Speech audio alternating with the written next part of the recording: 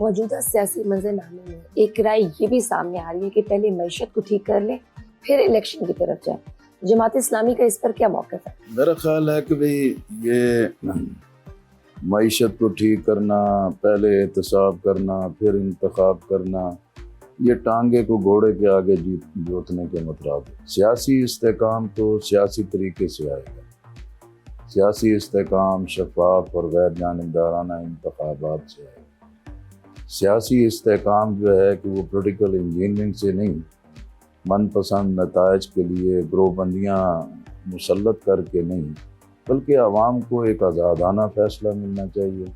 Level playing field یہ ہے کہ بھی کسی کو نوازیں بھی نہیں، کسی کو نظر انداز بھی نہ کریں، کسی کو محروم بھی نہ کریں.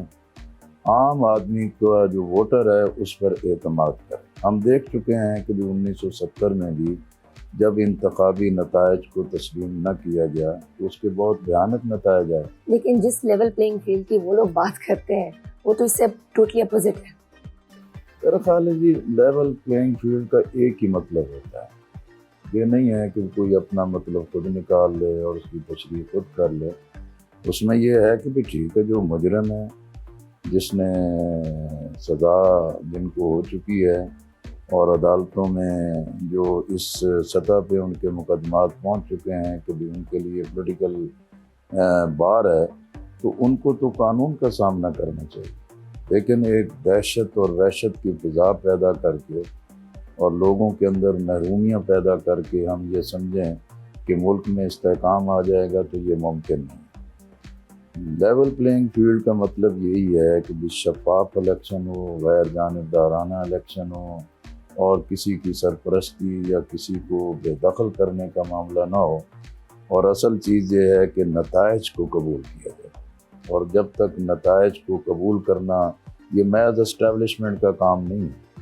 میں تو ساری پارٹیوں سے یہی کہتا رہتا ہوں کہ بھئی یہ دھاندلی کوئی اور نہیں کرتا، یہ سیاسی ورکر کرتا ہے.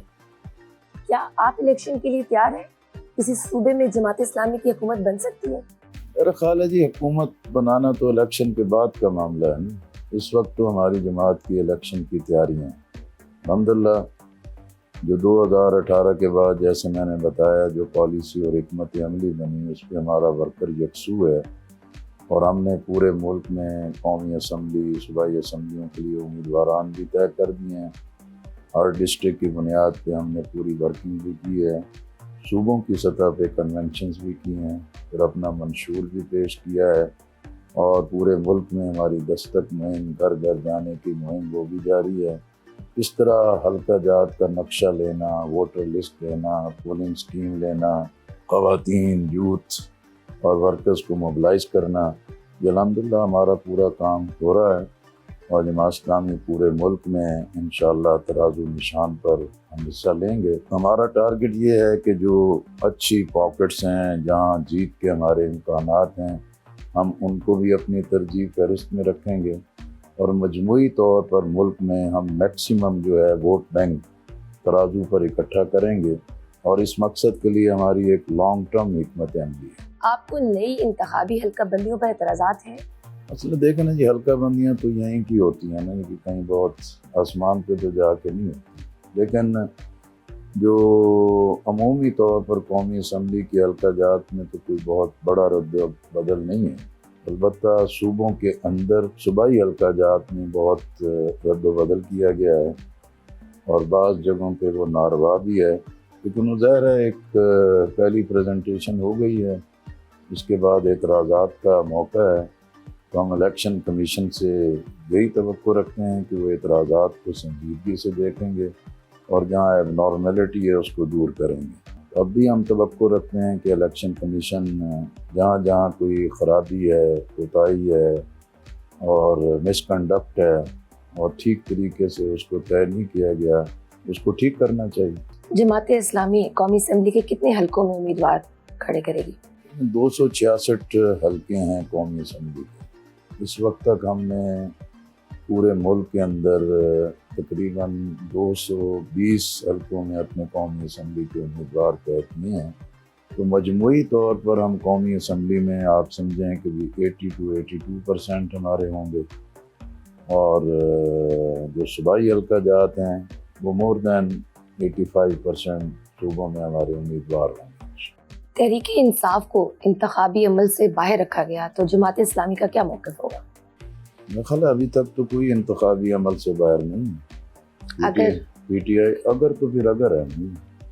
مسئلہ یہ ہے کہ لیول پلینگ فیلڈ پہ میں نے بات کی ہے کہ بھی کسی کو آپ نہ نوازیں، نہ محروم کریں، نہ نظر انداز کریں۔ جو اس کا آئینی جمہوری سیاسی حق ہے اس کو دینا چاہیے۔ میں نے عمران خان صاحب سے جو لاسٹ ملاقات ہوئی تھی ان سے یہ کہا تھا کہ آپ پاپولیرٹی کے نصف النہار پر ہیں اور پاپولیرٹی کے اپنے عروج پر ہیں، لیکن اس پاپولیرٹی کے ساتھ اگر آپ الیکشن کی دہلیز تک نہیں پہنچتے تو یہ آپ کی سب سے بڑی ناکامی ہوگی۔ تو میں سمجھتا ہوں کہ اس وقت پی ٹی آئی کے لیے ایز اے پارٹی تو کوئی مسئلہ نہیں، لیکن انہیں اپنے اندرونی معاملات فیس کرنے پڑ رہے ہیں۔ 9 مئی کے واقعات ہیں، پارٹیوں پہ مصائب اور مشکلات آتے رہتے ہیں، پابندیاں بھی لگتی ہیں، لیڈرشپ کو بار بھی جیلیں بھی کیا کاٹنی جاتا ہے، پڑتی ہیں۔ جیلیں بھی کاٹنی پڑتی ہیں، لیکن پارٹی کا انٹرنل سسٹم انٹیکٹ ہو، مضبوط ہو، ہر سطح کی لیڈرشپ بالکل کلیئر ہو، تو پھر پارٹی جو ہے کہ وہ مصائب مشکلات کو فیس کر لیتی ہے۔ جب آپ اپنے اندر کی چیزوں کو ہی مضبوط نہ رکھیں تو پھر یہ مسائل اور الجھا دیتے ہیں۔